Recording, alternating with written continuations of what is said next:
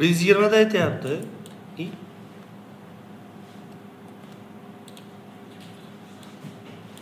Qarang. Chizmada fx funksiya grafigi berilgan. Olyapti.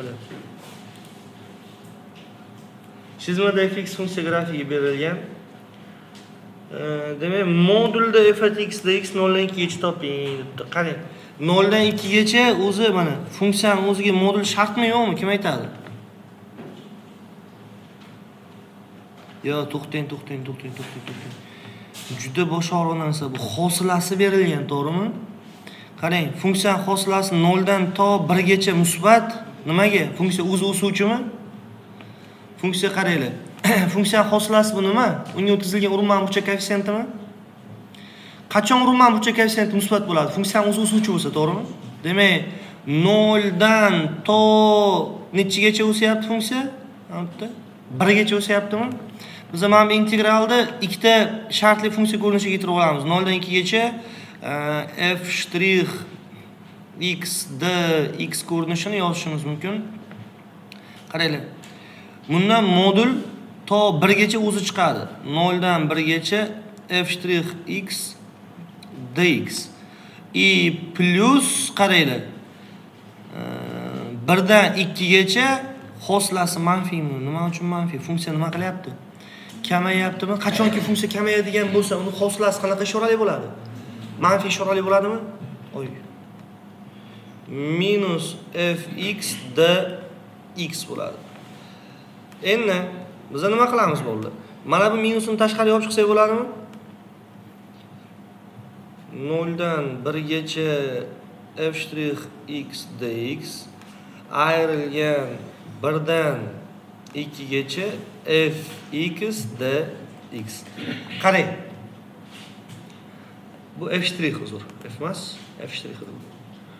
Hosila olingan funksiyani qayta integrallasang, u qaytib yana dastlabki holatiga keladimi, yo'qmi? Hozir nima deyapti? Hosila olingan f funksiya hosilasini yana qayta integralla deyapti, to'g'rimi? Bu nimani beradi? fx o'zini beradi. 0 dan 1 gacha minus yana fx o'zini beradi 1 dan 2 gacha. Minusni tashqariga olib chiqdik-ku. Xo'p, endi nima qilishimiz kerak? F1 Newton-Leibniz formulasida tashlasak, ayrilgan F0 ko'rinishi kelib qoladi, to'g'rimi? Nima degani? Yuqori chegaradan quyi chegarada qiymat ayriladi. Ayrilgan, skopga qaranglar yana. F2 ayrilgan F1. Hisoblashni boshlaymiz. Funksiyaning birdagi qiymati nechi?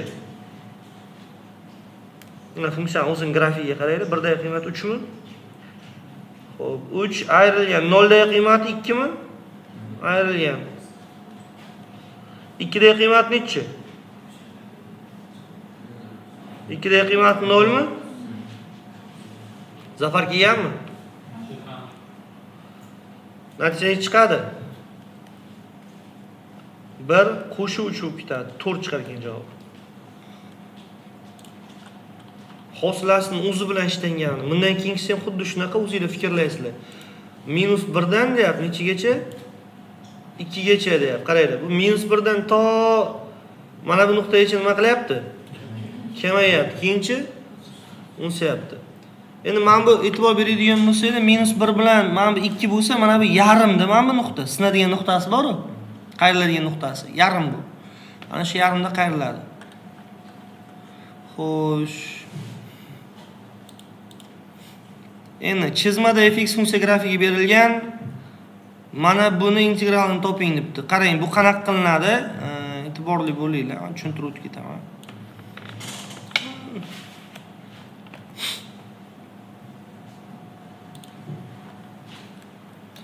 Unaqa qiyin emas. Biz grafikka boshida e'tibor berib o'tirmaymiz. Biz ham integralga e'tibor beramiz. Nimaga? Hozir tushuntirib beraman. Integral minus 1 dan 4 gacha funksiya kvadrati plus funksiya hosilasi. Bo'ldi. Mana bu narsani nima beradi? D fx mi? Bunaqa? -1 dan 4gacha f kvadrat x d f x i rezultat t kvadrat dt. Boqlar oyim nima bo'ladi bu? I mana bu. Differensial ichidagi t deb belgilasangiz nima paydo bo'lib qoladi? T kvadrat dt bo'lsa nima bo'ladi? Javobi. Xo'sh? T kub taqsim 3. Ya'ni t ni o'rniga keltirib qo'ysangiz fx kubi taqsim 3 faqat nechadan nechigacha? -1 dan 4gacha. Qiymatlarni qo'yib olasizlarmi? Funksiyani mana funksiyan o'zini qiymati, qiymatlar grafigi to'g'rirog'i -1 dan nechaga teng? Yo'q, 3 gami, 2 gami. Hisob kitobingizga qo'yib olasizlar. F kub -1 4 taqsim 3 ayrilgan funksiyani mana shunaqa bo'ladi, to'g'rimi? Tushunyapsizmi yo'qmi Bekzod? Sherzod. Mana shunaqa gap. Mana bu qanaqa grafika kelib qoladi? Qanaqa naming kelib qoladi bolalar? Mana bu fx dx ni bitta qilsanglar. Aniqlik keladi-da. Normalniy bro. Молодец. Tushuntirib ketaver-ya. Shuna bo'lsa. O'zimga kitobing yo'qmi? Keyin kitob olmadingmi?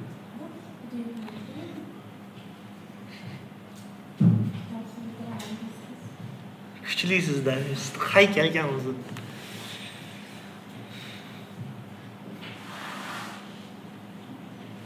Chinozda ham bir mehribon ona haykali bormi? Hamma joyda bo'ladi, gaz yonib turadi oldida. Shuni yoniga siznikini ham qo'shib solish kerak. Mashina ko'p qo'yadi. Salom, kitobimni o'qishda o'tiradi.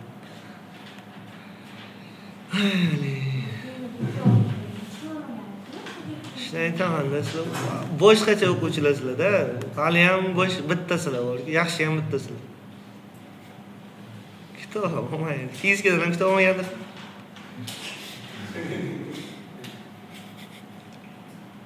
Aslan bo'lmadi. 1 taqsim 1 minus t kvadrat dt bo'lib qoldi, to'g'rimi? Nima bo'ladi endi bu qaranglar. Arc sinus f od x chegara Newton-Leibniz chegarasi 0,4. Xo'p, qolgan qolasizlarmi hurmatli o'quvchilar? Funksiya ostidagi 0 dagi qiymat kerak bo'ladi. Funksiyaning 0 dagi qiymati 0 argumentdagi qiymati bizda nechi? Mana 0 -1. Keyin ichida to'rdagi qiymati kerak bo'ladimi? 1 2 3 to'rtmi mana bu? Yo'q. Zreniya snayperda lekin bor. Ko'z bitta manda bor, bitta borda lekin. Ikkala bittan shin qiladi. Xo'p, davom etamiz.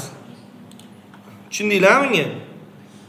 Mana buni qaranglar, shartli funksiya deydilar mana bu narsani. Funksiya chegaralarga qarab integrallanadi. 0 gacha boshqacha struktura bilan ishlaydi, 0 dan keyin boshqacha struktura bilan ishlaydi. Qaranglar.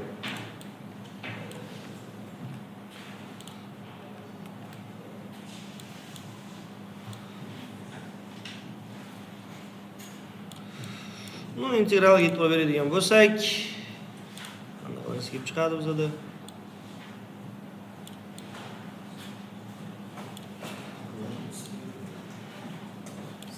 Lomashenik qanaysan? Ki.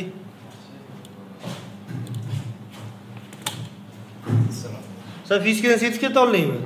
Qanday?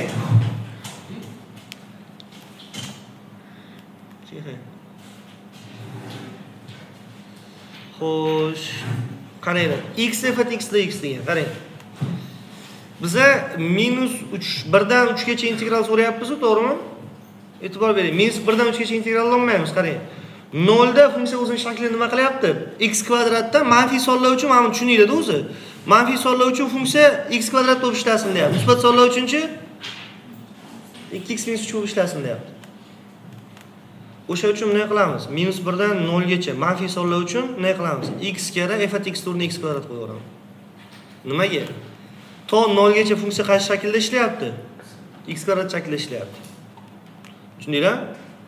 Plus 0 dan dальше to 3 gacha necha qilib ishlatamiz? X kara da 2x minus 3 dx qilib ishlatamiz bo'ldi. Tushundinglarmi yo'qmi? Savollar bormi? Ha?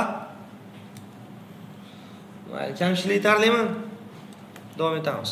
Bu yog'ini qolasizlar adashmasam, to'g'rimi? Ko'paytirib integralni aniqlab tashlaysizlar. No problem. Xo'p, mana bu ham o'shaning dugonasi, demak shu bilan mana shu mavzucha tamom.